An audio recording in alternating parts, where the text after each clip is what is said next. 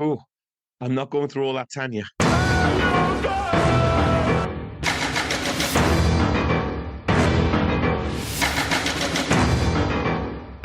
Welcome to Ego's podcast. I'm Rob, that's Liam, and this week we are recording this episode at 8 a.m. on Sunday morning, or actually 7 minutes and 3/4 to midnight, Druid time. This week we watched 1999's Idle Hands. In a world where nobody notices their parents or children missing for several days, and a man playing Shout at the Devil whilst working on his truck is fine. But if you knit and have your old ass TV turned up to 11, it requires a noise complaint. We meet Anton, whose right hand seems to be less idle than his left due to masturbation. The devil has taken over this hand and is carrying out a murder spree, previously without Anton's knowledge. Now it is up to Anton and his undead pals, Mick and Panub. Fucking hell, we will get to Panub to save the day and rescue Anton's girlfriend of 45 minutes. I mean, she becomes his girlfriend after he practically sexually assaults her, before she is sent to hell by being raised up to the ceiling. Oh, and there is a woman on a mission from God who doesn't really do anything until the end. Now, with all of this, mind, this film was a staple for me growing up with me and my friends. We watched this a lot and always had fun with this film. From the comedy, the gruesome death scenes, and the soundtrack, this film pretty much had it all. Oh, and it had Jessica Alba. I mean, maybe enough said about that. Now, Liam, I believe this was a big part of your teenage years as well. I mean, movie watching wise. Yeah. No, it really was. Like you said, it was the soundtrack. You'd have to tiptoe around it. 100% Jessica Alba, like 100%. This is the first one we saw her in, and she's so beautiful. It's almost ludicrous. I mean, her character is. It is ridiculous. Like, I'm not sure if you've heard of the term manic pixie dream girl before. Yeah. She is the ultimate case of that. Like, the dictionary definition is quirky, only there to serve male lead with nothing in return. And it's like, yeah, she's smoking hot, like almost ludicrously hot. She fancies the loser stoner kid. She's keen as fuck for some reason I just never understand. And she doesn't mind being felt up without consent. Like, he's covered in blood. That doesn't seem to bother her. Of course, she plays bass guitar and she writes lyrics and stuff. She was clearly written by like a guy in his early 30s. Like, that character doesn't exist anymore because everyone's like, you can't write these women. They're so one-dimensional and they're so clearly written from a male perspective. But the fact is, all that's happened is those guys have grown up. The modern equivalent of that character is just Jennifer Connelly in Top Gun Maverick now. That's the equivalent for our age. Like, Jessica Alba was that to us, obviously, when we were like in our late teens, early 20s. Now it's like Jennifer Connelly in that film. She's single for no apparent reason. She drives around in a classic Porsche 911. She owns a yacht. She owns her own bar, and she's the only one working in there. No dudes.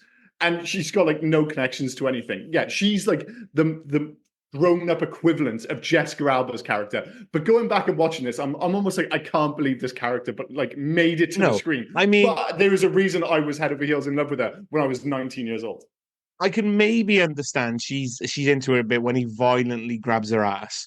But then when they're making out on the bed and he consistently slaps her in the face with his hand, obviously, hopefully it's his hand, consistently slaps her, and she's well up for it, to the point then where the next time we see her, she's knocking on his door saying, "Don't leave me waiting. I hate that." Then you see her doing that weird. He does leave her wait. Like, how many times he's like, "Oh, I can't go with you. Just go to the dance on your own." She's happy. She gets on with it. She goes to the dance. She doesn't complain. She just dances around. But that's it. She does that weird. No other dude is hitting on her. Like, how the fuck is that happening? It's a ludicrous film. She's doing that weird dance, and she's talking to her friend Tanya, who says, "I know who you're thinking about." Like, where is it a deleted scene where we get this unrequited love that apparently she has for Anton? Because it seems to have been there forever. Well, there's no, like you said, it's a weird world in which this film exists, and where not only are there no parents, there's no brothers and sisters, but even the kids of the school are completely inconsequential beyond her one friend. Everyone else, they're just kind of extras in the background. So even, like I said, they're dancing. Nobody seems to be paying attention to them, despite the fact, again, that she might be the most beautiful woman who's ever existed. And she's only interested in Anton because Anton's maybe the only person who exists in this movie outside of Panub and Mick. And yes, we do need to get to Panub. And I do need to tell you that one of my best friends actually named his cat Panub. And I never made the connection. I thought he named his cat Panub after Pornhub. No. It was after Panub. That's how that's how influential this movie was. That one of my friends named his cat after one of the secondary characters in this film. And I think they're the only two Penubs in the world. Penub in Idle Hands and Penub the cat. I don't think there's anyone else. Also, how many times can we say Penub, which we will say a lot in this podcast? It is But a fun name to say. you call them secondary characters. I would argue that they're not secondary. No, They're that's half shit. probably because as stoner sidekicks go to the Mhm. stoner hero, I guess Yeah, yeah. I think they're great. But Yeah, me they too. do. There is a weird thing with them. Like at one point, they care a lot. Like Mick, definitely. Like at one point, he's really worried about Anton Mhm. after he cuts his hand off, and then in the next second, it's not my problem that the microwave is bloody or the hand has escaped as long as I can cook my bean burrito in that bloody mess. Mhm, Like he mhm. seems to not have a decisive character arc in regards Well, to what he cares about. I think it's actually a good thing because I think this is one of the movies that actually deals with being stoned better than most. Like a Yeah, lot of movies where you have like stoner characters, it almost becomes like trippy and stuff like that. Really, what it is you don't want to do shit. You like they nailed it perfectly. Looking back at my own, brief stoner days back in university, it actually made me nostalgic for those days when you just sit around with your friends, you watch music videos because spoiler alert, that's what we used to do. Like you had so many channels on TV, and when we were in our like 20s, cable was a relatively new thing for a lot of us. And we used to just scroll through the music channels, yeah, often ending back up on something like MTV2, where Dragula by fucking Rob Zombie might be playing, and you just get baked with your friends. And the more stoned you get, the less heroic or more emotional you might become. And it's never kind of explained, but I always thought their interactions felt quite natural and they felt like genuine friends. It never felt forced. And to get to your point, I know I called them secondary characters, but they really are the heart and soul of this movie. Like they yeah. kind of like I quite like Devon Sawa in this film, and I was like, it felt like he was going to be the next big star because like back to like I think it was Final Destination. This I might be getting those in the wrong order, and then I know it sounds ridiculous now, but it felt like a really big deal at the time that he was Stan in the Eminem video. Yeah, 2003. Because my wife mentioned that. She said, I've seen it before, but I don't know where. And of all the Mhm. films she could have picked for me, she picked Stan. Yeah, yeah, yeah. It's Yeah. bizarre, but that was like, but then he just kind of like dropped off, and he's actually been really busy. But this is a whole film where I was growing up, I thought all these guys were going to be massive stars, and I don't think anyone thought that the guy would end up with arguably the longest career. I wouldn't say the most successful because Jessica Alba was a legitimately massive star for maybe 3 or 4 years, Yeah. but um, Alden Henson, who plays the aforementioned Penub, he's Foggy Nelson in Daredevil. He was Yeah. recently in Killers of the Flower Moon, the Scorsese film. Like he's gone on to have like a really successful career, and obviously they've all done okay. But I think we all suspected that, well, maybe Devon Sawa was like a personal choice, but that Jessica Alba could go on to big things, and Sorry. oh, Sorry. sorry, You're not allowed to move on. How you cannot move on from Eldon Hansen. You give him Daredevil and Flowers of the Killer Moon, but you that was a don't bit give him harsh. fucking Mighty Ducks. Well, that was when he was younger, I don't care. admittedly. He's Fulton Reed from the Mighty. I don't give two Okay. shits about anything else. He's Fulton Reed from the Mighty Ducks. Come on, dude. That is okay, but that is in no way linked to Idle Hands. That would be my defense. But yes, he is above all that. The thing is, because it's such a great name, when I see him, I do think Foggy Nelson. I'm not Yeah. even like the biggest Daredevil fan. I just love the fucking name Foggy Nelson, I think. But like obviously Seth Green has gone on to have this great career. But Seth Green, I just kind of place him. I don't think anybody sums up a time and a place better than Seth Green sums up to like the late 90s. I Yeah. just kind of associate him with that time. And to bring it back to the movie itself, that's what I love maybe most about this film. And I find it almost hard to be like objective about it. Is it's just sums up an era for me and puts me so mentally in a time and a place. Like that late 90s, early 2000s, where we were watching this all the time. We were around the same age as a lot of the characters in this film. We were Yeah. listening to the same kind of music. We were probably dressing pretty similar. I used to smoke weed with my friends and stuff, and it just all puts me in that time and a place. And for that reason, I'll always have a soft spot for this film, and I'll always enjoy it to a certain extent. But make no mistake, as you said in the intro, this film has problems. And the biggest one, and I'm not even sure if she's in it long enough for it to be a problem, but what the fuck is Vivica A. Fox doing in this movie? And yeah, she has no. It made me laugh with the fucking druid time thing, but there just seems to be absolutely no point in her or Jack Noseworthy as who's Randy. Randy. I always think Jack Noseworthy. Am I the only one who thinks he looks exactly the same as Bon Jovi? And the weird thing is, he's not only been in movies with Bon Jovi, he was in a Bon Jovi music video for Yeah. Always. I'm just like, is he playing Bon Jovi? I don't know what the fuck's going on. But to bring it back to your point, he's kind of pointless. But you could Sorry, have him I give him Bon Jovi vibes, but I also give him. I can't remember the character's name now. It was the one of the friends from Point Break. 100%, the one with the long blonde The hair. long hair, Roach. There's no way you serve my way, bruh. You know that guy on the beach. Yeah. The guy gets shot in the throat. Yes. Yeah. I know the guy. But yeah, like Randy in and of himself, I don't think I'd have a problem with him being in the film just to be another human being. But obviously, Vivica A. Fox, like she's prominent in the posters and she plays a massive part in the finale. But she has like one scene at the start of the film. I checked the clock. She disappears then for 60 minutes of a 90-minute film and then just randomly shows up at the end. And not only that, she feels like she's from a different movie. She's not like everyone else. Like I said, like so much of this film is like chemistry between the characters. Like whatever, about her being a manic dream pixie girl, I actually kind of believe once they're on screen together that they might be into each other, Devon Sawa and Jessica Alba. And obviously a big part of this film rests on the fact that Seth Green and Eldon Henson are just so good and so believable as like two stoner friends. But then she walks in. I'm like, she feels like she's from like a 70s B movie. It's really bizarre. And above all else, it just feels pointless. I don't. You could easily write her out the film. You could have easily defeated the Hand without her. There could have been a trip to the library where it says you need this ritual or whatever. Exactly what I was going to say. This all could have been dealt with a trip to the library and somebody opening a book and the ancient legend of the idle hand. Job done.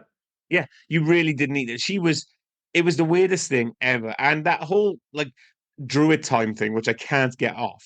I actually quite like that line, but it was dumb. Yeah, but that meant nothing in regards to anything else. There was no hint that she was a druid, an ancient druid or whatever, or like it just it's fine. We got 4 hours. Actually, no, we have 6 minutes. A lot happened in 6 minutes. That hand it did, yeah. That hand killed a lot of people. Including Dexter from The Offspring. Yeah. Which I quite like. I like the fact that this was the time of year, and we'll get to the soundtrack in a minute, where like our kind of music, I guess, certainly back when I was younger, at least, that kind of alternative rock music. I say alternative, it went so mainstream, and you had all these people showing up in movies, like Blink-182 showed up in movies. Fucking Mark Hoppus is in this film. I never noticed before. Not Mark Hoppus, Tom DeLonge. Tom DeLonge, yeah. I had to rewind it and show my wife. Because all he does is go, all right, but you barely see his face. But I had never noticed that it was him before in the burger place. Never noticed before. But yeah, like the timing thing doesn't make any sense. And then my big issue is like I mentioned the fact that this film has issues, and Vivica A. Fox's character Debbie, is it Debbie? Debbie Liqueur. Debbie, yeah. Debbie Liquor. Liquor, yeah. Her character makes no sense. I just don't like the finale. I don't like the whole, it all gets a bit slapstick where the hand puppet thing and he gets stoned and stuff. That just didn't work for me. I really don't like the final act of this film at all. No, and we can get into the final act because there's a deleted alternate ending, which we can get into, which I believe would have been a better version. But I wanted to go back a little bit, right? Because you mentioned Seth Green.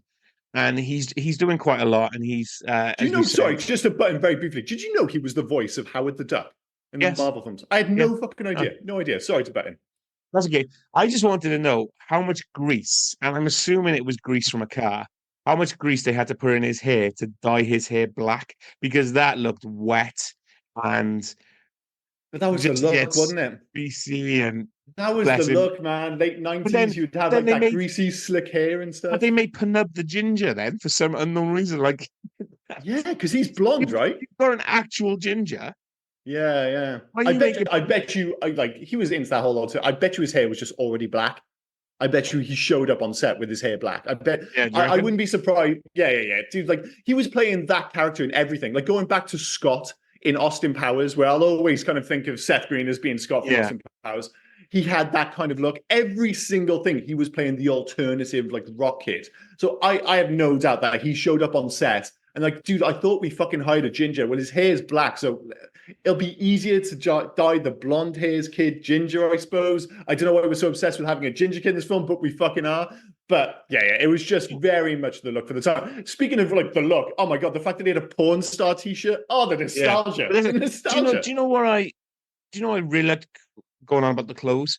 I never noticed before until this watching. Mhm, Whatever piece article of clothing Anton puts on mhm. doesn't take off for the rest of the film. He's just wearing it, yeah, like the grey Yeah. top. Yeah, so he puts the top on, he puts Mhm, the jeans he's borrowed from Penub on, and mhm. then halfway through then he puts the monkey world. Oh, the monkey coat. Yeah, yeah, Yeah. yeah. He puts out that doesn't come off like whatever article of clothing he puts on as he travels through the film just doesn't take Which off. is It doesn't good. come back off. Because I he's thought like that a was proper great. yeah, it is Yeah. great because he's like a proper stoner kid. Like he is that's the whole point of the film. And they do back it up. The fact that he's just lazy as fuck. Like there's like a great joke towards the end of the film where you think, oh, they're going to turn it into like maybe a message thing about not being lazy. And just as he's about to give the speech, like, no Kevin Costner speech. Let's just fucking Yeah, go. let's just go. Yeah, Yeah. this is a 90-minute movie, and for some reason, Vivica A. Fox is in it. So we just got to get the fuck on with things. And I like that. And one of the things I do love about this film is that tone. I saw, because if you look back at the reviews, this film actually got slated. Yeah. And it was described by critics as an uneasy mix of slapstick and gore. Idle Hands lacks the manic energy and comedic inspiration required to pull off its goofy premise. I think that's mega harsh. It's really hard to nail horror comedy. When I think of the good ones, I think of like Evil Dead, obviously, Tucker and Dale versus Evil, maybe the very niche Bubba Hotep, which I know you love as well. Oh yeah. But this kind of weird cross between Halloween and Evil Dead, I think it's hard to pull off. And I think the reason it does work is because it's knowingly kitsch as fuck. It's like the dictionary, this is my second dictionary definition of the day. The dictionary definition of kitsch is garish, nostalgic, and very low brow. That is literally this film. And I don't mean that in a negative way. It's lowbrow as fuck with all the stoner comedy. It is mega nostalgic for classic horror, but not in a cool way. There's a reason this film flopped, and we'll get to the budget and the fact that it absolutely tanked, which I didn't know until I was doing the research for this film. And it is garish with all the lighting and stuff, but it both places it in very much in the late 90s. But you can see that love for like classic comedy, like horror back, the 50s, 60s, 70s, whatever. So I think that really kitsch air to this film is super difficult to pull off, but it is funny. It does deliver on the gauze, and it is loads of fun despite its faults. The death scenes in it are done very well. Like there's practical effects for most of it, I think look great.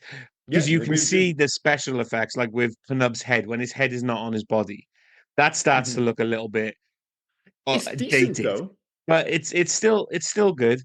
And I loved it when Mick turns around and says, "We need to fix this," and he just gets a carving fork out, stabs him Mm. in the neck, and then he eats his bean burrito, and all that stuff starts oozing out of his neck. And It Penub looks awesome. grabs it, tastes it, and goes, and and then just randomly finds duct tape in a Yeah, oh big yeah, just conveniently behind him. big But roll of duct tape, and I think it look I think it looks great. And to your point, I think it's harsh what the critics said as well, because I think, and I don't know if it's nostalgia creeping in or anything, but I think this is up there of one of the better horror comedies, as you just mentioned a few. I think it's really good. well, yeah, and there's a reason like for so much of this is down to the fact that the film had a surprisingly massive budget. So if you're talking about the practical effects, it was actually completed by Canon Creations, who worked on Blade, Thinner, which isn't a great film, but the special effects in Thinner are absolutely amazing. Yeah. The Puppet Master, that was all before this film, and then went on to work on The Passion of the Christ of all films, The Curious Case of Benjamin Button, and Watchmen. So this is like a company with a lot of quality, and the reason they were able to afford that is because this film actually cost loads to make by 1999 horror standards. The budget for this film was $25 million, which was Yeah. the same. It actually had a higher overall production budget than Scream 2. Scream 2 went on to make $171 million. This made $4.1 million. It was a massive flop, and I had no idea because I didn't think it cost that much to make. Obviously, thinking about it now, you look back, you're like, well, this film looks really good. But like, who decided to put that much money into this film? Because it was just never going to get that money back. But there were external factors for why it basically flopped. So the film's release was hindered by coming out the same month as the Columbine High School massacre, which is horrible, but terrible fucking timing, obviously, for the film, which even led distributor Columbia to consider a delay, ultimately canceling the premiere and seeing many theaters, especially in Colorado, understandably, where the school shooting happened. They decided not to screen it at all. And then you had like local Senator Joe Lieberman berating Idle Hands in Congress, of all things, as grossly violent film that targeted teens that use killing as a form of comic relief, blah, blah, blah. So you had all that. The fact that it then got moved, it was released in April, which is a terrible month for this movie to be released in the first place, but it was up against The Matrix of all films. Like, Jesus Christ, it's going to struggle.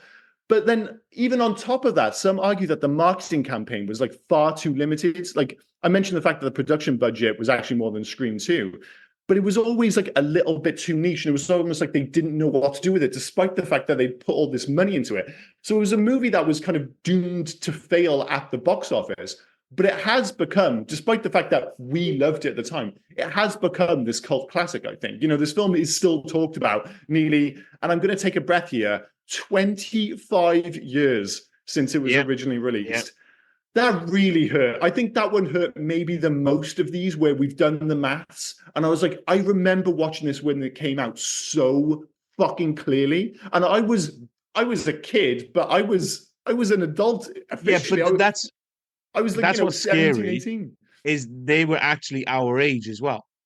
Yeah, totally. So yeah, they're 16, 17, around about 1999, 2000. We were the same age, 16, 17. So which we should have provided at the top of the podcast to say this is why we can talk about Jessica Alba. Despite the fact that she was 18, we were the same age, so it's absolutely fine. But she's still is it fine retrospectively to still go on about Jessica Alba? Yeah, because she still looks great now and she's our age. I think it's dude. I mean, in this film, I mentioned the whole Manic Dream Pixie Girl. It's like they seem to go out of the way to say, can we make her look hotter in each and every subsequent scene? And I don't think they do, because I think it arguably peaks when Devon Sauer's character, Anton, goes to her door and she's like in her bed. Oh my God, like that was a big moment for me when I was 18 years old. I can tell you that much. But even test audiences came back, because you mentioned the fact that there was an alternative to the ending. That wasn't a budget constraint. They actually changed the ending because, that's what led it to having this April release window and running into the Columbine thing and all that nonsense, was because they had to do a bunch of reshoots because test audiences said, one thing, the ending didn't fit the tone of the film. Yeah, and two, because it was 1999. Style of humor and horror. Really? I thought the alternate ending or the original ending was great. Oh yeah, I think that on paper you can actually watch it on the DVD the DVD special or on YouTube. Or on YouTube. Yeah. I think it's much better than the whole hand puppet and shit. But one of the other notes from test audiences was like, "Oh, we'd like to see Jessica Alba with less clothes on." I was like, Jesus Christ! I mean, fair play to them. They followed through on that. Her clothes they even make a joke out of it when her clothes are literally just getting torn off by the end of the film. That thing ripped so easily when he grabbed it. Like I've never seen an article of clothing rip as easily as that. There's one more, and it's in the same fucking film. The bit when he has Anton's shirt is ripped in the most unnatural way. Who the fuck can rip a bit of t-shirt off like that? It just wouldn't happen. Semicircle. One of the things that made me laugh more than I should have, and it's just because it's Penub's character, is with the ending that we actually get. Although I say I kind of prefer the alternate ending, I would never have got the line that Penub says in this film that made me laugh more than it should have. When he gets Mighty Joe Bong, Penub says, I made that. And Nick says, you did not make that. Yeah, you did not make that. He goes, yeah, I did. I arc welded it and shit. I don't know why that made me laugh so much. But Penub with the smile on his face, knowing a word like arc welding, like he was so happy, I arc welded and shit. Well, it's just one of those films. I quote this film so often to this day, and I forgot that the quotes were from this film. But I still say, if someone says, oh, did you watch the news? My standard response is, I hate that fucking show. Yeah. And I forgot that it was from this. Go, Go Buffalo. I don't know if it makes any sense. I say that all the fucking time. Stop being... Oh, sorry. Do you know what Go Go Buffalo? It's from a deleted scene. So the reason why he says Go Go Buffalo... This isn't to do with the Buffalo Bills by any chance? No, it's nothing to do with them. They mentioned because those two coppers were in high school with them, weren't they? Oh yeah, Roach from People Under the Stairs. Roach from People Under the Stairs. They were the head and ass of the Buffalo mascot for the school's team. Oh, I see. So yeah, and they mentioned this in one of the alternate the deleted scenes. So it makes no sense to just have Go Go Buffalo, but it's a line that sticks. Yeah, it Yeah. absolutely sticks. I see Go Go Buffalo all the time. I'm not sure if it was the first time it's been used, but the term "stop being such a skirt," I use that with my friends all the time. Just Sean, don't be such a skirt. It's just like the general thing for like stop being such a pussy, basically. And I didn't realize. I was like, is it from this? It might be.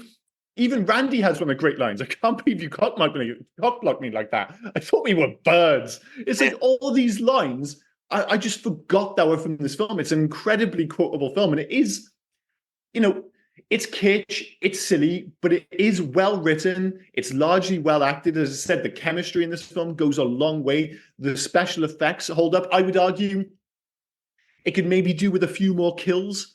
Yeah. That's one of the things I Yeah, think is because actually there's not missing. many. I mean, a lot of the kills are off screen. Mhm. Like the parents are off screen. The two twins who jerked off into the milkshake machine are off screen. There's a lot off screen in regards to this. You just hear about That is again one of the most 99 film moments of any film where Randy goes up to the girl who's grieving with the kids. It's like they asked me to go on a date, and I thought they were tards because there's only one of me, so I told them to go blow each other, and he just looks at it. It's like, did they? It's like that is only happening in a film from 1999. For God's Yeah. sake. Do you know Randy? Do you know his ran out of the blue two high school friends in the bowling alley? Like just Oh all of a yeah. sudden just appeared. And they go and they do their kiss makeup and they're in the car. Well, yeah, that whole thing is weird Yeah. because But I I was feel like, do they just want the song in the film, the Kiss song? I feel confident in saying this because my wife said it and I've quoted it right. What a fantastic pair of tits. Oh, an unbelievable pair. I didn't know who the actress was, No, I but didn't. supposedly that was I looked I looked it up. Supposedly she's like a bigger deal in America for sure. Like, we don't know who she is, and I can't remember her name off the top of my head. For some Ellie reason, I Monaco didn't make. Yeah. as But Tiffany. Yeah. yeah, unbelievable rack. I'm glad, like you said, you were watching with your wife, we're in a safe space. She said it as well. But it wasn't just the fact that, oh, it's a random pair of boobs, it's something of a throwback to the 80s. It was an absolutely unbelievable pair of boobs. But I was, instead of like the boobs being an issue, my big issue was like, really, we're having Kiss? Like, why is Kiss in this film? Obviously, I can only assume that the director, Rodman Flender, like maybe is a big fan. And we've not even mentioned the director, who I think Was the third director, mind. the third director, yeah. So But I mean, it's not. I mean, they had more directors on this film. He was the third. Like, everyone just kept dropping out, so he was the yeah. third guy they hired. It was like nobody wanted to direct this film. It was weird. Well, I don't think Rodman Flenders was anyone's first choice. I mean, he did The Leprechaun 2 in '94. Then he basically went to What a Idle film! Hands. What a film! What a film. Fair enough. Every movie's got its fans, I suppose. But he's largely gone on to TV since. But fair play to him. Like, he's worked on most of the cultural touchstones of like the last 20 years. Like, he worked on Dawson's Creek, Gilmore Girls, The OC, Ugly Betty, the 10 Things I Hate About You TV show, The Office, the Scream TV show. It's like those all feel like these big, important cultural like touch points for like the last 20 years. And he's worked on all of them, but he hasn't done many movies, which is understandable because obviously this film flopped massively. But it is a good film. I do stand by that. Despite, I mentioned, like, I'm not blind to the fact that this film has its problems, but it's a good film which has totally stood the test of time, especially for a certain demographic of which we are very much in. And a big part of that, again, is it's the soundtrack. We mentioned Kiss. The Kiss part of this soundtrack doesn't make any sense to me whatsoever, and neither does Pop That Coochie from the wonderfully named album Pop That Pussy by Two Live Crew. And I was watching that music video. Oh, it's the best. I was like, imagine if Bethan was like, "Oh, so if you were on what's that fucking show where they can't they sing The Masked Singer?" She was watching The Masked Singer, and I walked in, and Bethan just randomly asked me, she's like, "Oh, so what would you do? What would you sing if you're on that show?" And I was like, "I would like go and dress like a tree, and I would sing Pop That Coochie by Two Live Crew." It's just like no one would fucking see that coming whatsoever. But it's a strange piece of music and an otherwise relatively unified soundtrack, which is very much your alternative rock of the late 90s. Can I take us off track for just 1 minute? Because it made me laugh. So I've always known this, and I just had to double check to make sure it wasn't one of the It wasn't something I convinced myself that happened. You just said Rodman Flender directed Leprechaun 2, Hmm. which in the United Kingdom, it was released as Leprechaun 2, but the video title changed. Okay. One Wedding and Lots of Funerals. Is that really what it's called? Is it called Yeah. The Leprechaun?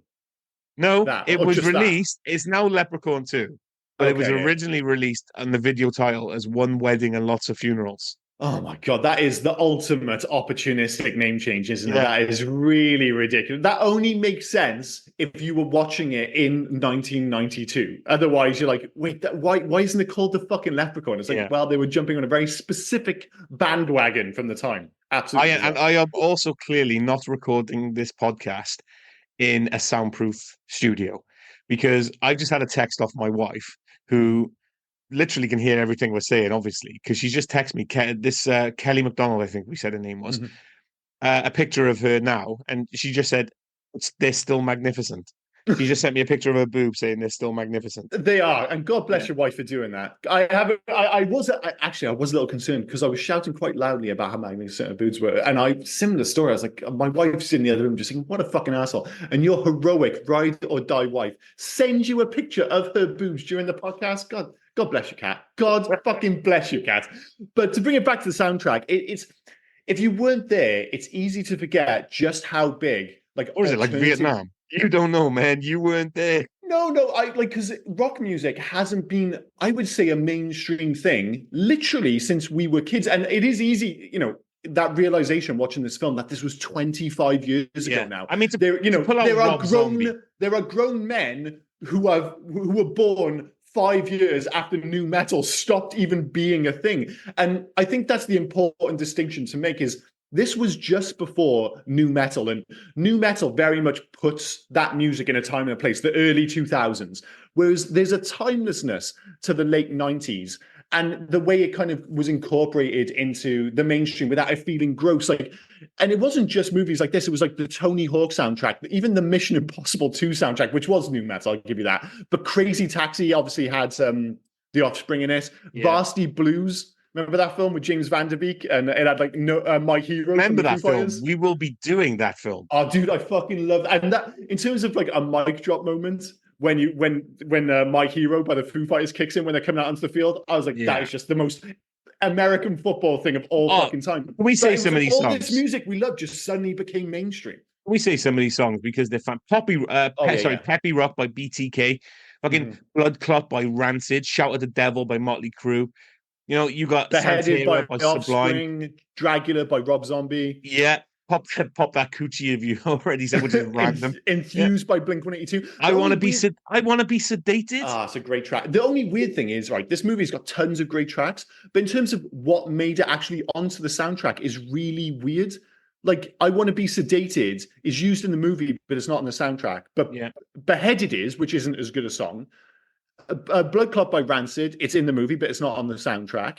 And then you have like a bunch of songs which appeared on the album, songs like Enthused by Blink-182, Mama Said Knock You Out by the Waking Hours, Bleeding Boy by Disappointment Incorporated, and My Girlfriend's Dead by the Vandals. They're not used in the film, but they're on the soundtrack. It's a really weird mix. Are you looking at the actual soundtrack there, or is that just your notes? No, I put. No, because I want to know. Because I've just been looking at the IMDb, and it's got a couple of the songs on there.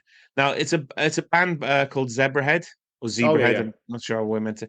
I absolutely love them. I've loved them for years. Not many people know them, but they did Mind Trip, and I can't remember hearing that in the movie film. In the movie, yes. I think it's another one of those ones. It's just probably on the soundtrack. Like I said, there's a whole bunch of songs which are on the soundtrack but aren't in the film, and vice versa. It's a really weird mix. But whether it's the music in the film or the soundtrack itself, it is totally memorable. Like I think for a lot of people, the score and the soundtrack is as iconic in many ways as the movie is.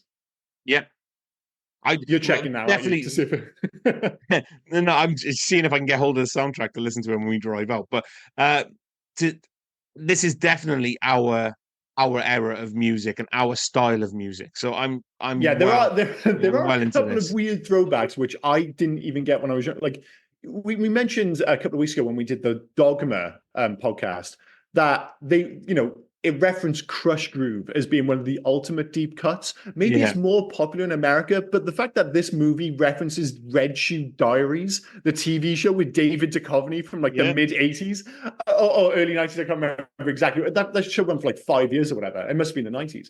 But I was like, what an odd fucking reference the from only like thing a I can 90 and remember, late 90s stoner to make to Red Shoe Diaries, man. the only thing I can remember from Red Shoe Diaries is Joey from Friends was in one of the episodes where Oh he had yeah, he was in sex. it as well. He had Yeah. sex in a lift. So bizarre, so Yeah. bizarre. But speaking of strange things in this film, two things which really upset me. One, Dookie is absolutely fantastic. Not just fantastically named, I assume, after the Green Day album. The dog is such a good dog actor and then just disappears, which is strange. He doesn't, though, does he? What happens to him? Well, I mentioned the dog because my wife brought something about the dog, but he's the same dog from Road Trip. I meant disappeared in the movie rather than... Oh, in the movie, sorry, yeah. He's the same dog from Road Trip, but yeah, he does disappear in the film. But what's funny, right at the beginning, right? So Kat knows about this film. She's seen this film before, so she knows like the hand kills lots of people. Yeah. You hear the parents at the beginning of the film talking about the dog, and it's okay, the dog's outside. Really upset Kat. Could give two fucks about any human being killed in this film, but the fact they left the dog outside really upset. Really upset. And it's such a cute dog as well. The bit when he pushes, it's actually a dick move when he thinks like, oh, the murderer's in the house and he slowly pushes. Although that is, he kills a lot of people. He pushes the dog out in front of him. Without question, the most egregious thing Anton does in this film. No, it's not even the cat. And by the way, great cat acting. Like, as a cat owner, when he walks down the stairs and they get the cat to walk down behind him and then lick up the blood, I was like, it's unbelievable. Getting a cat to do anything you fucking want it to do is a miracle as far as I'm concerned. Yeah. But even the cat, which he throws out the window, which God bless him, he does at least go looking for him. It's the fucking sandwich. It absolutely fucked with my OCD. Yeah. It's like he doesn't put down a plate. He's just throwing down bread. There's crumbs going everywhere. He's putting the fucking... Oh, my God. I've never seen anybody make a sandwich in such a messy way. And, like, yes, I admit I'm a bit of a clean freak, but that's just... I'm like, dude, you cannot... I wasn't even worried about the blood. I was just worried about the mess. Take the bloody knife away, right? Who mayos their sandwich with a fucking bread knife. Oh, he's out of his mind. He's out of his fucking mind. And I struggled to get beyond that, to be honest. I was like, Anton, I'm not sure if I can forgive you. The murders, sure. The dog, without question. The cat, yeah, I think so. But the way you make a sandwich, absolutely unforgivable. Absolutely unforgivable. But yeah, there are a few things in this film. You have to just kind of go with the flow. Like the bit when he kills, takes his head off. Well, he does kill him because obviously he comes back as an undead zombie. You mean? Panub, yeah. When he throws the saw blade, it's silly. Like, that saw blade's... there's no way you're throwing a saw blade hard enough to go through somebody's neck. No. But, visually, it kind of works. And it gives... I actually think the film could have done with a bit more of that. It gives you good comedic moments. Like when he meets up with Tanya and she's going, your makeup is great, let's go dance. And he goes dance, he goes, careful, so I'm kind of loose. And he just grabs his head. Yeah. I wanted to mention Tanya as well because she appears out of nowhere as the friend, and that's fine. And they escape into... Yeah, she really does appear from nowhere. But they escape into the giant fucking Die Hard-esque giant... bigger than Die Hard. They put Die Hard to shit. You could drive a car down those fucking vents, man. To the point as well where they got an industrial fan. It looks like the fan that Sylvester Stallone has to escape through in daylight to get into the tunnel. There's no... Right. It is... Right. It's not as obviously as ridiculous as, say, we did the Never-Ending Story last week, and that school just randomly had the most haunted attic of all time. It's a ludicrous place. It's actually... That makes more sense than the size of the vents that school has in Idle Hands. There's just... And like you said, the fan. What the fuck is that fan for? What is Tanya's shoe made from? Oh, yeah, of course, yeah. Like, is it made from fucking Kevlar? Or, I don't know, adamantium or something. You stop that fucking fan blade, no problem whatsoever. Oh, so dumb. Like I said, the last... Right, this film is really, really good for 60 minutes. But it's like the 60 minutes in the middle. So I actually think the first 15 minutes aren't amazing. And I think the last 15 minutes are kind of pants, but there's a 60-minute stretch which I think is really good. And it's just a shame that, especially the fact that there is an alternative ending, which is clearly better, and the fact that they went out of their way to scrap it because it was already shot, to add to the budget, to push it back, which would have almost invariably kind of impacted the ultimate box office of this film. It's like, why did you end up with the finale we got? The only bit that's worth it is when they're kissing under the car and you can see Jessica Alba's bum, and it's a lovely bum. That's about it. But other than that, it's pretty terrible, sadly. We haven't mentioned a lot about Anton. We talked about all around him. Mm-hmm. His acting, I think, is great in this, but his hand, the way he's using his hand to act independently from the rest of his body, I think is fucking great. When he's just, because I tried doing it while I was watching a film and I couldn't really do it. When he's holding his hand and he's talking to Randy, and he's kind of doing the whole driver, little finger and his little thing. fingers just twitching on its own. It's fucking great. I think he does really well with it. Well, that, like, to bring it back to, I mean, I think I mentioned very briefly earlier the fact that I thought Devon Sawa, not just because of the fact that he was in the first Final Destination film, which is a fantastic film and one we should really go back and revisit. That was 90. Oh no, that was 2000. So that was 2000. So it was this, then it was that, then it was Stan. He was live. He was live Casper, wasn't he? Yeah, he was Casper. Yeah, of course. Yeah, but it was like he has that whole like guy next door kind of vibe, if that makes sense. Like he just seemed like his character could be such a douchebag, because his character is kind of a douchebag until the end when he, turns it around or whatever. But even when he's just being like the ultimate kind of loser stoner kid, he's got that air of likability, which I think drags you through the film with him and keeps you on his side right from the off, despite the fact that he's doing some pretty abhorrent shit. And I was just like, I remember thinking when I was younger, it's like, oh, this kid's going to be that star. And it just never, like I said, he's had a really good career and he's still working hard to this day, but he never quite took that next step. But as I said, like the whole film's a bit like that. Like I still think to this day, the reason Jessica Alba didn't go on to become a massive star was because they miscast her in Fantastic Four. I mean, that was a big breakout, but she was like, I think it was the fact that they put on a blonde wig. It just did not fucking work. But it is what it is. But those films themselves are strange ones because everybody talks about them quite negatively. Those films were big hits, the Phantom, but maybe not by fucking Infinity War standards, but by any standard, the Fantastic Four films did quite well commercially, at least. It's just they're not remembered very well. I think that's the problem. I remember Devon Sawa. You said a lot about his films then, and he could have been big, and he did Final Destination, things like that. You didn't mention one of his best films, Extreme Op, where that classic, where actually I believe it was released in the cinema. It had Rufus Sewell in it as well. About a bunch of people doing extreme sports guys doing a photo shoot on a mountain. Sounds awesome. Yeah. And then terrorists. Obviously. And so they have to you literally sound like you're pitching it in like early 2000s. So they're extreme sports guys. They're taking photos, and then get this. Terrorists. Right. So I will give you all my money, sir. And the film's plot. You'll never guess who it stars. Devon fucking Sawa. Sawa. Devon Sawa is going to be on top of a mountain fighting terrorists. And Bridget Wilson Sampras, who's second build. Of course.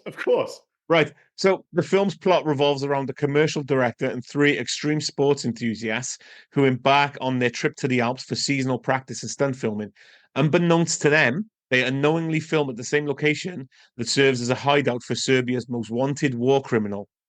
When Pavlov and his henchmen discover what the enthusiasts have been inadvertently spying on them, they quickly move to eliminate the witnesses with helicopters and skilled assassins hot on their trail. The enthusiasts must employ their fast-paced extreme sports abilities to escape the treacherous mountain and save their lives. Well, I bet you Devon Sawa was nothing if not committed. Like in this film, the scene when he smokes oregano and nutmeg, not how do they even say it? Oregano. He actually supposedly was off the cuff when he. I didn't want to mention that because I always get it wrong and people tell me off. And after Kazakhstan or Kazakhstan or wherever I said, I was I wasn't gonna fuck up oregano. Well, fair play to you. You already dealt with that, right? If there's any one I always have to overthink, it's zebra versus zebra. I'm like, which one's the fucking British one? They've confused me at this point. But yeah, oregano is how you fucking say that word, by the way. But anywho. when he squirts the soap in his mouth, he supposedly did that off the cuff. He Yeah. learned how to knit for this film, for those sequences. So I can imagine, if nothing else, he would have been totally committed to the whole extreme sports style. He would have learned how to do it, blah, blah, blah. But I suspect that film isn't very good. Do you have the IMDb score in front of you? I can get it, but the budget was 40 million, the box office was 10 million. Oh, that's Yeah. actually, I mean, that's comparable in terms of that's actually less of a flop than Idle Hands, which I said I was genuinely shocked to read that I just didn't know it was that much of a flop. Extreme Ops. It was 3 years after this as well. It was 2002. Mm-hmm. The IMDb score is 4.4. Ooh, that is low. That is low for IMDb. I Yeah. usually think, oh, like a pretty bad film is usually like in the fives. To get a 4, ooh, Jesus Christ! So Right, I'm now anyway, using there are reasons that Devon Sawa didn't go on to become a bigger star. Obviously, I am now using the Just Watch app to see if I can find Extreme Ops streaming somewhere in the UK. Oh no, but I can buy on Apple TV for $7.99. oh my God, yeah, well, That that's is not fucking fucking happening. expensive. Jesus Christ! All right, do you have anything else to add before we move on to favorite scene? Let me check the old notes. Have you got anything before we go on? No, no, happy to move on. How easy is Jessica Alba? I've said that one. She's very impressed by his sexual assault. I've said, oh yes, actually, one thing: the credits really don't match the tone of the film. The opening credits, Oh no, no, they look like they were shot for Blade and yeah, just kind of stolen for this film. They are so 90s and so not of this film. you get those with the creepiness and like you said, if it feels like it's Blade, and all of a sudden you get I don't know, Ma and Pa Flanders Mhm. sat in the bed. It's really really odd that it doesn't match the rest of the film. But yeah, It doesn't. Like even his house, like it looks haunted, like with the green lighting. And I know they go pretty garish with some of the visuals, but the whole opening sequence just doesn't feel right. And that was another thing that got to my OCD is that I'm under the bed. Dude, you need an apostrophe in there. You've got to get an yeah, apostrophe in there. I was like, I know you're a demonic hand, but you're not that bad, surely. So it's bizarre. Of all the things that annoyed me the most in this film, it was making a sandwich and a missing apostrophe. But this is the kind of lunatic that you're doing a podcast with, apparently. So it is what it is. In terms of favorite scenes, I mean, I'm going to be like, because you have to remember, I was 18 when I watched this. It's the ding dong ditch scene, basically when he's looking for Bones and Jessica Alba shows up at the door in that bedwear with like the little hot pants and the top. Oh yeah. my fucking days! Like that was just one of the most like that hit me like a ton of bricks when I was 18, and it still has an impact to this day. So I'm going to be the dirty perfect who says that's my favorite scene in the movie. So it is what it is. Let me quickly move that from my favorite scene and add another one. Something with a little bit more class. No, it's got to be when, for me, when Penub and Mick finally find out Anton's the killer. Like he brings him in, It he is shows them the good. dead body, and they go, oh, and like they're shocked and they go, I haven't seen this video for ages. And they're watching Pop Your Body or Pop Your Collar, or whatever it is. Pop your collar, pop that coochie. Pop that coochie, sorry. Pop that coochie. Pop that They're watching coochie. it, and then they finally notice the dead bodies. Yeah, yeah. And Penub starts giving CPR to a body that's been dead for about 4 days at this point. Like, what I are you think it's- doing, man? I saw Yeah. it on ER or something. I think it's great. And it moves on then to when he kills them. And I think Mick phones the police and he goes, oh, I'm worried about my friend. I think he smoked some nutmeg or something. Like I That, in fairness, that is one of the best sequences because there's again, it's that whole chemistry thing, and even the way it leads into him burying the bodies and then coming back and all that jazz, and the fact that they get over it so quick. They're like, oh yeah, I was a little bit pissed off, but that whole stone thing, I kind of got over it, you know. Yeah. And even like Anton, like he's so cowardly through most of the film. It's actually understandable if you've ever smoked weed. Like if weed does one thing to you, it makes you a fucking coward. I remember it was like I only ever smoked it like socially. Like it was like a university thing. Like you would do it basically. It was like we're in university. We were up in the hills in Wales in Ponty, and the union would close at like 11:30, and there was just no unless you went into Cardiff, there was nowhere else to go. So you'd end up going back up to halls, and it was just something to do at the end of the night. Basically, everyone would just meet up, and it would just take the edge off everyone's. you went a Uniglam, did you? Glamorgan University, Yeah. yeah. That's So fair I enough. was up there, but I remember me and my friend, and I'm 6'7", the best part of 6'7". My mate's big guy, 6'3", and we were walking down the street just to get from like one horse to the other, and there were these two kids just talking across the road from us, and they were fucking tiny, and we just looked at each other, and I go, oh fuck, I hope they don't come over here. We were just like, it just made us terrified of just other humans. Like, if they came over to me, these two kids, they must have been like 5'7", younger than us. Any other day, fucking just kick the shit out of me if you needed to. But I was just like, if they came over, I would just give them my wallet by standard, because it just makes you such a pussy. So it is relatable in a way, I suppose. Oh, fair enough. Right, loves and Anyway, hates. loves and hates. Number one, I've got Alden Henson as Pub and Seth Green as Mick. Absolutely fantastic screen duo. And one of, like, there's a lot of famous like stoner duos. You think of Jay and Silent Bob and Cheech and Chong and stuff. I actually think these might be better. I think they're more relatable. They're more relatable to us, I believe. Well, they're more realistic. I buy them as stoners in the way that I that's it. don't buy them. We've said about Jay and Silent Bob where the dialogue from those films doesn't match us. Well, it doesn't match reality. It exists in its own reality, whereas these two belong in our world. That's what I mean. Cheech and Chong, definitely. Not for us. It's a comedy universe. And these two, I could have done with more. Like, I don't know, a TV it would have been show. easy. How I would have done more with them in this film. Just remove Vivica A. Fox and Randy, and just have more fucking Seth Green and Penub. I don't know why I'm using one of their real names and one of their character names, but you know who I'm talking about.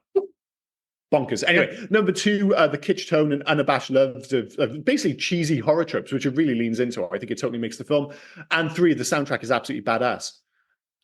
It really is. So those are my three loves. I was going to maybe four. Speaking of ass, I'm going with that, but I'm not going to. So I'll just stick with the three. I'm not going to go too far from you for mine. Mm-hmm. Alden Henson as Penub and Seth Green as Mick. I think they're absolutely great. They're such. I just don't like his name. I think that's why I keep changing it to Seth Green. Mick just sounds like an old man's name. It's like naming Jessica Alba's character Ruth or something. It's like, what are you, fucking 70 years old? It's like Mick is a weird name. But when you get Penub and you get Anton and then you just have Mick, it doesn't seem to. It doesn't work to me. It doesn't work for me. But it then should be like together, Mick, Keith, and Gene.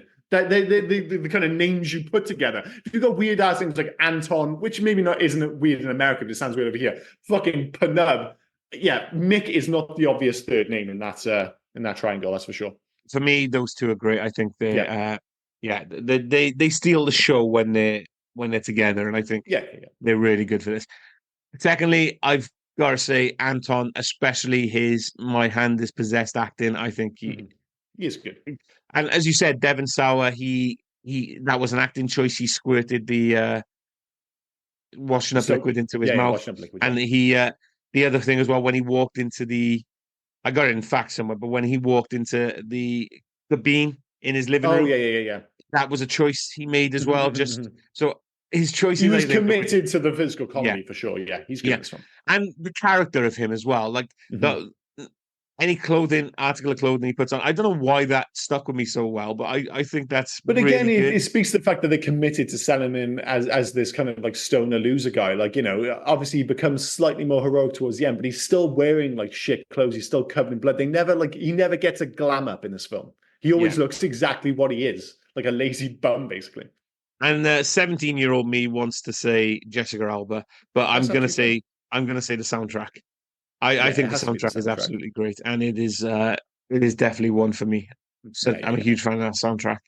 In terms of hates, easy one for me, Deborah Vivica Fox. Not only is her character pointless, I don't think her performance in the film suits the film whatsoever. Maybe it's not her fault. She kind of pops in. She's only really on screen with Randy for the most part. But yeah, her character back to front just doesn't work for me. Two, I mentioned earlier, could arguably do with a few more kills because the special effects are great. It almost seems like a bit of a shame. Number three, without question, Anton making a fucking sandwich. And I'll throw in a number four, the puppet finale, which didn't work for me. Especially knowing that there was an alternative fucking finale which they'd already shot, which I find very upsetting. Yeah, for me, it's Vivica Fox as well. Nothing against Vivica Fox, but character was just pointless for the film. No, she's good in other films. She just doesn't. Her character doesn't work in this film. Her performance doesn't work in this film. It happens. It is what it is. The ending scene, not as much as you, but the ludicrousness of sending Jessica Alba to hell by raising her up, I thought was a bit weird. It's weird that you thought that was the issue. Like, I didn't like the whole bong thing in general. I like some of the lines, like I arc welded it and shit. I genuinely like that fine. His whole "I need me spinach." it just felt a bit silly because for the most part, they're playing it relatively straight in terms of the action set pieces. And then all of a sudden, it's like getting the hands stoned. I was like, oh, fuck. It's exactly the kind of stoner comedy that I think it actually sidesteps successfully for most of the film because they're just stoners. But then all of a sudden, when I do see the eyes rolling back into head, it gets into that again, Cheech and Chong, Jay and Silent Bob, slightly, for lack of a better term, silly like stoner comedy, and I don't like it. Again, my biggest issue is not even so much that I don't like it, I just don't think it fits in with the rest of the movie. No, and I prefer the alternate ending where the pool becomes the portal to hell and they're fighting on the diving board and things like that. I think that's great. Much more action oriented. I think I find it bizarre that test audience says that didn't fit in with the rest of the film because I think the complete opposite. I think it totally matched the tone of the film, whereas the finale we got, I don't think that worked. So yeah, it gives the hand more to do because the hand is dragging Jessica Alba down. Where in this one, all of a sudden, then it becomes the puppet, which it just seems slightly odd. So yeah. By the way, we haven't mentioned the hand. You do know that is Christopher Hart playing the hand. Yeah, it's Christopher Hart. It's Thing. Yeah. Imagine having such a unique lane where you're just the fucking hand guy. It's like the ultimate typecasting. He was basically Andy Serkis before Andy Serkis, only he wasn't a fucking ape or a monkey. He was just a hand. It's like, if you need a hand, this is your fucking guy. So Christopher Hart, say as well, I could be wrong, cutting out such a unique niche for yourself. He wasn't the hand in Evil Dead 2, was he? I don't think he was. No, he wasn't. No. It was the Thing in the Addams Family and this, but yeah, it was just like, after the Addams Family, and Thing was like a big deal. It's like, after that, if you need a hand, you've got to get this guy. You absolutely have to get Christopher Hart. He is Hollywood's premium hand actor. So yeah, so I just have to give him a shout. He was in a TV film, right, called Quicksilver Highway with Christopher Lloyd, where I don't know again if he played a hand, but his character's name was Lefty. Oh, surely if he's got fucking Lefty. I mean, I love the fact that they're like, well, okay, he is just playing a human with two hands, but his name has to reference his hand-like nature. So yeah, we're going to call him Lefty. Ridiculous. Anyway, sorry. That's okay. So, any more hates? Yeah, I can't remember what my first two now. Where's my notes gone? Right, so I said sorry. Derail things as always. Randy was a bit pointless. The whole Randy character was just to say idle hands at the devil's playground. Like, I didn't hate Randy as much. I mean, the things I dislike about him were more to do with the fact that his association with Vivica A. Fox's character, which I thought was pointless. But he was fine because he was just another person who exists in the world, which I think the movie needed, just to say this does exist somewhere. Yeah, that fucking that street that they all lived on was empty except for 4 people. Yeah, well, it's well, we'll get to it in facts anyway as to why maybe people wouldn't want to live on that street. Oh, yeah. Any alternative titles for this film? Yep, we got a couple, but bear with me. Oh shit, because I just closed it down. Oops. Why did I do that? I know I did that because I'm a dick. It seems like a very odd thing to do, considering the fact that's exactly what you wanted to be looking at. There we go. So Argentina, the devil put his hand in. Is that the porn parody by any chance? Or Jesus Christ? Yeah, he's using Anton as a meat puppet. I don't know what's going on. Whatever. Yeah. Brazil, the killer hand. A bit on the nose, sure. The French Canadian, the murderous hand. Yeah, these are all pretty lame. Czech Republic, hand killer. Yeah, like I said, pretty lame. Other than the Argentinian one, which is pretty good, but all the other. The guy in Denmark who named it probably only watched the Jessica Alba part because he named it Eager Hands. Yeah, he probably did. Eager Hands, my God. Finland, Restless Hands. France, the hand that kills. Yeah, sure. Yep. Hungary, hand madness. I quite like hand madness, in fairness. That's quite good. Italy, does indeed have hand madness. Italy, Young Devils. No. Right. This is definitely a translation. Japan, idle hands, but idle, I-D-O-L. ID, what, sorry? Oh, well. Okay, yeah. Idle hands. Yeah. I thought it was going to be another. It's going to be Japanese, and they're going to be just sounding quite like idle handu. You know, I thought it was going to be maybe one of those again, but Apparently not. Poland, dexterous hands. No, no. Spain, the diabolical hand. That's okay. That sounds like a kind of 70s, 60s like Italian horror kind of Yeah. that has that vibe to it. And finally, What is it called? Giallos? Giallo? I think it's pronounced Giallos. Yeah, it sounds like an Italian Giallo. Ukraine, empty hands. No, that doesn't work at all. Well, there was a couple of decent ones and a lot of absolutely shite ones. So yeah. Solid, usual story for alternative title section. Any I do love the one? alternative title section as well. It makes me laugh so much when we. Oh yeah, there's always that bit called like you have to get through. The thing is, it's like the lame ones. Like there's a few where you're just like, oh, they're a bit whatever. But there's always a few which are either genuinely good alternative titles, but then the real stinkers, the real like, what the fuck were you thinking? And there's always a couple at least. Facts. Yeah. So Jack Noseworthy, who played Randy, and Katie Wright, who played Tanya, did not know they were half siblings until they met on the set of this movie. God damn. Thank God they didn't have like a scene together. Yeah. It was filmed in the same neighborhood as Halloween, which is what you were hinting at. Yeah. It's set in South Pasadena and West Hollywood, same street, all sorts. The school gym where the Halloween dance is held is the same gym used for the high school gym in Buffy the Vampire Slayer and Jawbreaker. Yeah, Jawbreaker. Sorry, the Buffy the Vampire Slayer movie. Yeah, the movie. Jawbreaker. And Jawbreaker is the interesting one because that was released in the same year in 1999. It stars Rose McGowan. And I've seen that in a whole bunch of lists for like cult movies from the 90s. I don't know shit about Jawbreaker. Other than the fact that Rose McGowan, is it any good? I've only ever seen it once, and I think it was. So basically, the title Jawbreaker refers to how they kill one of the cheerleaders. So not about giant sweets. No, they jam a jawbreaker in a mouth. Oh, cool. If I remember rightly. Okay, well, maybe I need to look into that because looking at the research, Jawbreaker came up. It just seems to have randomly been popping up in my life to the point where I'm like, do I need to fucking watch Jawbreaker? Don't know. Anyway, sorry, carry on. Okay, the shirt that Dexter Holland of The Offspring is wearing in the dance scene is AFI, Californian punk band who started out in 91 and eventually went on to release a few of their albums on Dexter's record label, Nitro Records. Cool. The trailer contains a scene of Mick and Panub ascending a heavenly staircase wearing football equipment. This is a scene from the alternate ending included on a DVD. There's a lot of, we've already mentioned, video clip they're watching is Dragula. Both Eldon Henson's and Seth Green's character names, Mick and Panub, are based on the SNL skit where Eddie Murphy played Buckwheat from the Little Rascals, who sang popular songs in a way that he wasn't understood half the time. In one skit, he sings a song Looking for Love and sings Wookin' Panub in the Wong Places. It can be heard in the commentary that both Mick and Panub's names are based on this skit. If you say Mick and Panub quickly, it sounds exactly alike.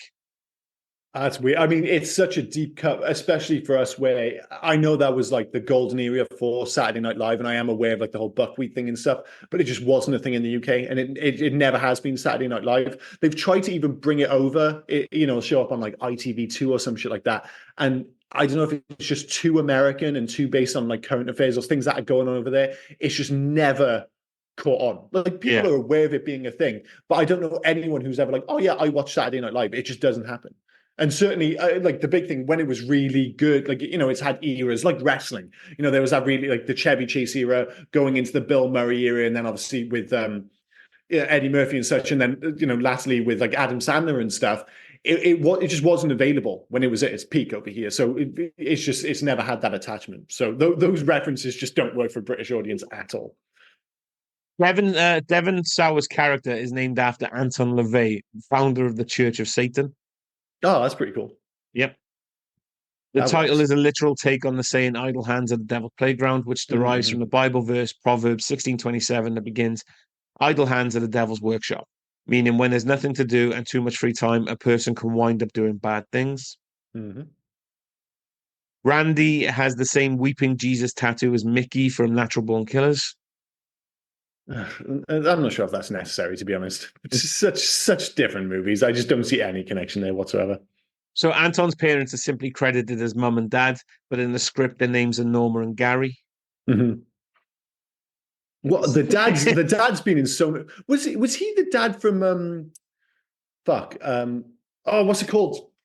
the one with the bunny in the horror film, Donnie Darko.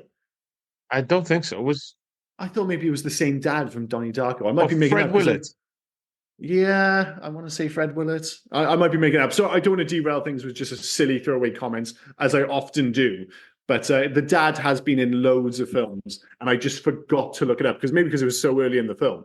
But Yeah. anyway, sorry, carry on. That's all right. When Anton is afraid and trying to search his house, he pushes his dog into the hallway before him. During this scene, the dog clearly has an erection. Fantastic. Yeah. Come on, work now, will you? Randy is seen wearing a Quiet No, Riot it's not. t-shirt. What else have we got here? Sorry, it's not the same. It's not the same character at all. I just made that up. There you go. When Anton kills the two police officers, Penub shouts out, "Go, go, Buffalo." This is a reference to a deleted scene in which Anton remembers the two police officers as the head and ass of the school mascot. Until he is in the hospital towards the end of the film, Anton never removes any article of clothing. I've already said that. When Anton, stunned after killing his two friends, walks into a support beam in his house, the thudding noise his body makes was not digitally added in after production. This is Devon Sauer actually walking into solid wood support beam. Often when the cast would do a photo shoot or had to reshoot a scene after this one, Devon would start off by walking into the support beam over and over again to the point that editors working below the stage started to wonder what the noise was. Well, he was definitely committed and maybe an idiot. I don't know, but hey. Yep, that's it. That's all I got. Cool. In terms of Hug to the Future, so this is where we ask questions: should this film have a remake, a sequel? Should we not touch it, or should we simply let it die? For me, it's not so much let it die, more just leave it be. So there's no like reverence here. It just feels like a movie idea and concept, like totally of its time. Like I personally enjoy it as a time capsule more than anything else. Like I'm not precious about this movie, and I don't think it's fundamentally good enough that I want to see another take on it. I'm just happy that the movie captures a time and a specific moment in my life. I think it works in 1999. I don't think it's a good enough idea that we need to see it again. And I'm just happy, as I said, for it to exist. And like I said, I don't mean that in that like that reverential way, like fucking Back to the Future, where like you can't touch this film. I just don't think you need to touch this film. I just like it just exists in 1999. That's absolutely fine, and that's where it belongs. So I think just I don't want to say let it die so much as let it be, I think is the correct response. Yeah, as I was going to say, in the words of the Beatles, let it be. Just, but for different reasons. I enjoyed this film. As you said, it was at a point in my life where I was probably matched for what I was seeing on screen, aside from killing lots of people. Yeah. So I was good with it in regards to that. And I think it's great. And I think it for nostalgic reasons, it sends me back to a time I really enjoyed when I was watching this film, things like that. So let it be, but in a better reason than I would be. Yeah, let it be, because I think this film was done really well and I really enjoyed it. And I'm so surprised that it failed, because I always was a big fan of this film. I think it's great. So, well, again, because it wasn't, maybe because it bombed in America, I can't remember this ever, say, being in the cinema. Like, I don't know. Like, when I think of this film, I just think of like basically one of those like early big DVD movies where it felt like either a few people had it, it got passed around, and we just watched it loads, whether it be with my friends or back up in university and stuff. It was just like it had this like 4 or 5 year period when it was just on repeat. But admittedly, I hadn't rewatched this film since then. Like, I watched this film loads in a 5 year period, and I haven't seen it since. And for the most part, I know it's become a bit of a cult film, but you don't hear people talk about this film anymore. It's only when you bring it up that, oh man, I fucking used to love Idle Hands. But again, I think it is that whole, I kind of left it behind in the late 90s, early 2000s, and that's fine because that's where it belongs. But if you haven't seen it before, if you have seen it or you have fond memories, or you certainly like, carried yourself in certain circles, should we say, this will take you back to that time, that place, with the music and everything else about it, like the fashion, the whole kit and caboodle. Like, more so than most films, like some films just look 90s. This film just looks so specifically 1999, and very specifically my 1999, if that makes sense. So yeah. But like I said, it's good rather than great. The idea is solid. It's an enjoyable film that belongs in that time. That's all. In terms of making a change, this is a bit harsh on the director, but if I was going to make one, I'd love to see this movie directed by Sam Raimi. It was just like it feels like such an obvious choice with the hand thing and everything. But I'm like, if you wanted to elevate this film beyond, fun stoner comedy and make it maybe something a bit special, certainly the horror aspect of it, better kills, blah, blah, blah, you get Sam Raimi in as a director. And if I wasn't being such a dick, I would just say, all right, one thing I'd change specifically about the film, I'd have a better finale, or I'd just bring back the original finale, I think. Sometimes you need to stop talking because you just jump straight onto mine, because mine is just bring back the original ending. Yeah, I think that is the correct answer to be. I think the hand thing, it just immediately makes me think of Sam Raimi. And I love Sam Raimi. And, arguably nobody does that whole physical horror comedy better than he does. But if we are looking specifically at the film, it is easy. It's the finale. Seems like such a bizarre decision looking back. It'd be interesting to see a Tim Burton-esque one. It'd be a very different film, but it wouldn't be relatable. It would lose all that relatability. Oh yeah, no, I don't think it'd be relatable with Sam Raimi either. But he's closer to reality. I could still see him in 1999. It would be different. Make no mistake. But a Tim Burton film would be so far removed, I think it would lose that fundamental thing that we love about this film. In terms of video games, obviously, there wasn't an Idle Hands video game. I was initially thinking something along the lines of Surgeon Simulator by Bossa Studios, simply on that idea that you're trying to do something, but your hands just aren't interacting as you'd expect, so you fuck everything up. Basically a sandwich simulator, if you will. But I decided to be more ambitious and went for Atlas and the Persona series, only I'd replace Japanese high schools and monsters and the Velvet Room and all that jazz with US high schools, possessed hands, the undead, and hot neighbors, I suppose. So I'll go with that. When I was thinking about this, I was looking at like how dead this town seems to be, except for randomly the burger place, which had all of the town in it. Yeah, totally. But yeah, it felt Silent Hill-esque. A little bit, like a comedy version of Silent Hill. Yeah, where you're being chased or you're chasing the hand through Silent Hill. Yeah, so, you can almost play up on the idea that it's like, where the fuck is everyone in this town? Like, where is everyone? It's strange. They're just always at the burger place and always at the school dance, which is like running in perpetuity. And like, why is the school dance still going? Why is nobody leaving the school dance? You turn it into something really creepy. It's like people like you start talking to people in the burger place, like, how long have you been in here? And they're like, I don't know. Well, why don't you leave? I don't know. And like, oh my God, this turned into a fucked up movie. You get Silent Hill. I think it was Silent Hill 1, remembering back that far, where it was in the hospital. You can have that in the school. You're walking through the hallways and the hand just runs across the lockers on the top. Yeah. Well, you could even have something like a comedy version of, say, like Alien Isolation, where for the most part you're just going about your day, and then every so often, like procedurally generated, the hand would just show, so you'd hear it like running through the giant vents apparently, and if you didn't kind of like hide or something, it would just end up killing you or taking you over or whatever shit. But there's a few ideas to work with there. In terms of scores and recommendations, this was a really tricky one for me because my immediate reaction was just to say 4. But I've gone with a 3. If I was doing a classic Rob, I would say 3.5. I'm going to go with 3 because I think this film does have plenty of problems, but it's a really positive 3. Like it is a 3-star film, but it's really fun. It's got great chemistry. It's relatively well shot. It's silly at times. It doesn't all work. But then also the recommendation thing comes with a caveat. Would I, say one of the guys I work with, he's like 28. Would I tell him to go back and watch 1999's Idle Hands? And he doesn't have that same connection to the music, the time, the fashion. I'm like, I don't think I would.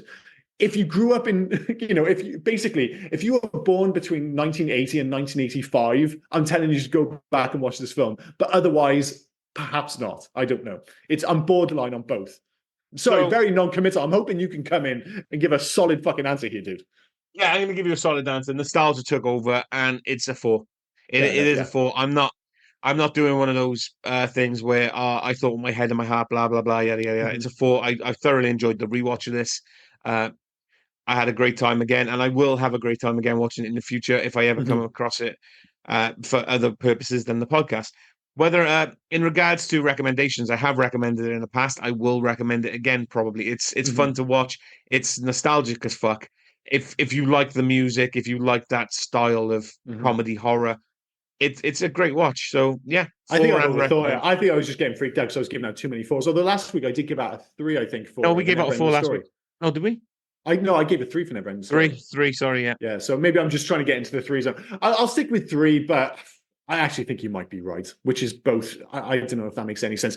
Anyway, there's 4 stars and recommend yes. Let's go with your one.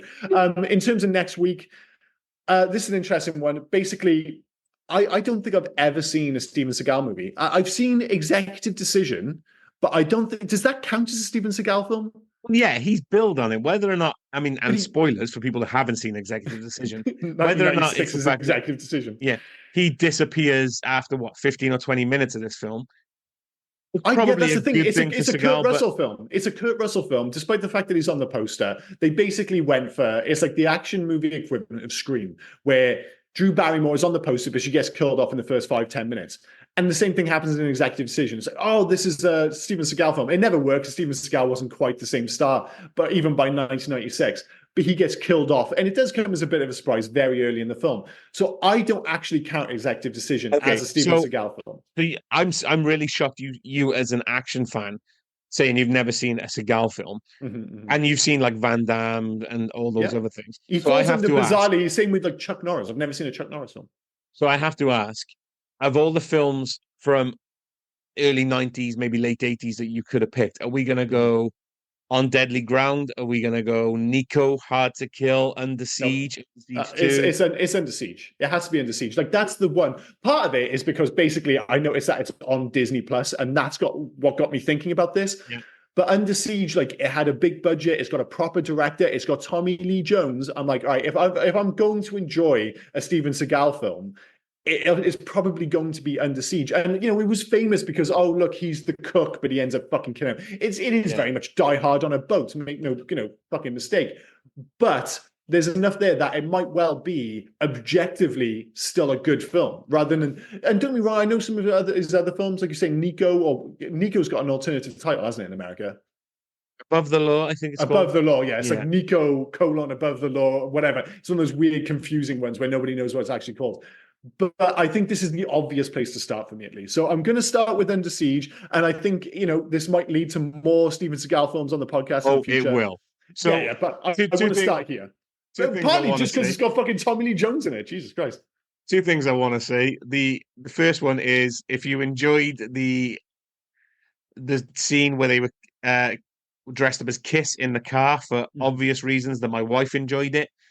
All I'm going to say is Erica Eleniak from Baywatch. Oh, I was very much aware of that scene, by the way. She was my favorite Baywatcher, should we say, when I was younger. And I was fully aware of her jumping out of the cake for no apparent reason and all that jazz. But I've never seen it in context of the film, so we'll deal with that next week. This does suddenly start being like a slightly pervy podcast, doesn't it? Where we've done like a whole bunch back to back, like Dogma with Salma Hayek, and now Jessica Alba and Idle Hands. And now we've got, I can never say her name, Erica Eleniak. Erica Eleniak, I believe. Something like that. I mean, we'll just call her by whatever her name is in the film. In the film, yeah. So, and the second thing I wanted to mention, now you've opened the door to Seagal. At some point, and the fact that you said you've never seen a Steven Seagal film, I can't wait for you to do this one, and we're going to do it soon now. It might even be my next choice if we don't want to do too much Seagal. I'm On Deadly Ground, directed by Steven Seagal. It becomes like an inconvenient truth towards the end, and the villain is Michael Caine. Oh, really? Yeah, I can't wait. That's the thing; it's easy to forget because he's become a bit of a buffoon. But Steven Seagal was like a massive star for like 4 or 5 years. Like a lot of his films did like, Under Siege was a big hit. A lot of his films hit big. That was the reason he could keep doing films despite the fact that he was an asshole, because he kept making money. But anyway, we'll deal with that next. And he's always had some of the best names. I'm sure he's like Under Siege 2. What was his name in Under Siege 2? Casey Probably the Ryback. same as in Under Siege 1. No, Casey Ryback. Sorry, in Under Siege, his name was Casey Ryback. In On Deadly Ground, his name was Forrest Taft.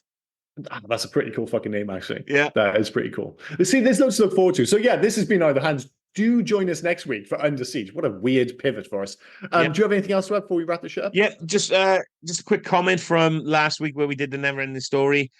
One of our listeners, and I'm sorry if I'm going to mess up your surname, John Tufferson. He said, I was a little nervous to hear your guys' take on this one, as it's one of my favorites. I definitely look at this film through rose-colored glasses. That being said, I think as a kid seeing a horse drown because it's sad and Atreyu's reaction was just heartbreaking. I don't think it much mattered what part of the movie it happened. A horse drowning is going to break a child's heart. Also, Fair you enough. guys broke my heart with the Falcor stuff. I always wanted to fly on the Luck Dragon. Now you guys got me thinking I need to re-examine my life.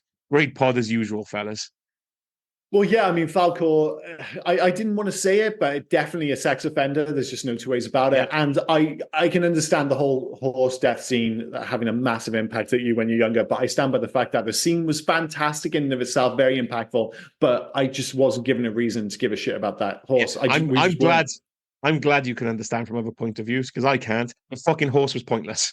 It was Well, absolutely pointless. it is weird. Like I said, because it had been so built up, I really was expecting like an old Yeller fucking situation where I was like going to have this really big attachment to this goddamn dog, to this horse, and then he dies at the end, like fucking everyone's bawling their eyes out. Instead, it's like the first thing he does is get sad and die. I'm like, one, why is he so sad? And two, why is he dying? I'm like, I don't know, weird. Anyway, if you want to listen to our opinions on the Neverending Story, it was a couple of weeks ago. But yeah, if that's everything, I've been Liam, this has been Rob, and you have been listening to the Hey Guys podcast. See you next week, guys. Oh, and before I forget, where can folk reach us if they were so inclined to?